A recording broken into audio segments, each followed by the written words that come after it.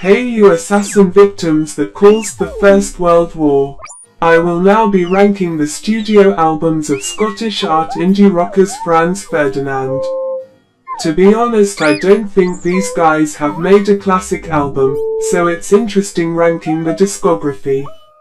Enjoy! Number 6 is Always Ascending.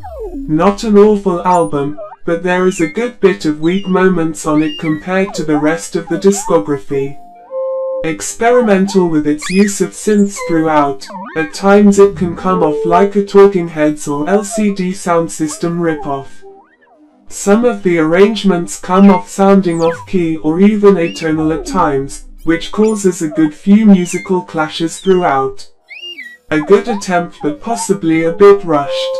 The track I'd recommend is Slow Don't Kill Me Slow. Number 5 is Tonight, Franz Ferdinand. Another experimental move for the band. It saw them verge away from their indie pop rock roots and experimenting with a more art rock style, with some interesting post-punk arrangements.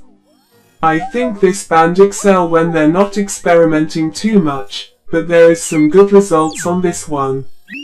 The track I'd recommend is Ulysses. Number 4 is The Human Fear. The band's most recent album, and the longest gap between studio albums, it saw the band go back to the drawing board, especially as it's their first album as a 5-piece band.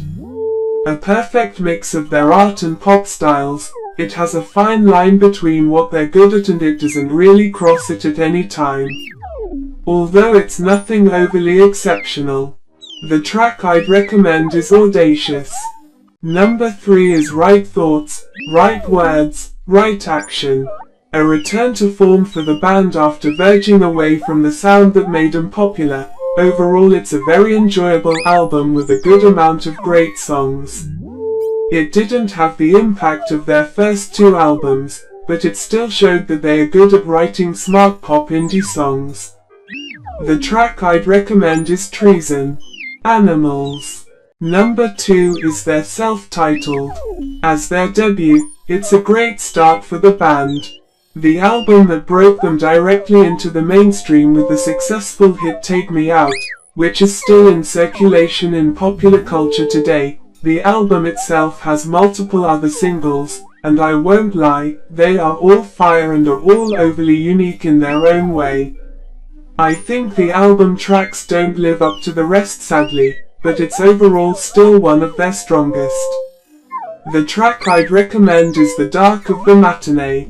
In my opinion, the best Franz Ferdinand album is You Could Have It So Much Better. The perfect example of doing a second album right. Taking what you have done on your first, streamlining it and perfecting it. The singles released from the album are all fantastic with great songwriting throughout, and even the album tracks this time are as strong as the fire singles released from the album. The musicianship throughout is exceptional too, with great interplay between guitars with some pretty cool bass runs. In fact, the bass tone on the album is pretty exceptional. While I don't think these guys ever made anything exceptional, this is definitely their strongest effort to date. The track I'd recommend is The Fallen. Thanks for watching. Recommend me another band to do this with, or else I'll get Paddy McGuinness to name another awful game show after a song you like.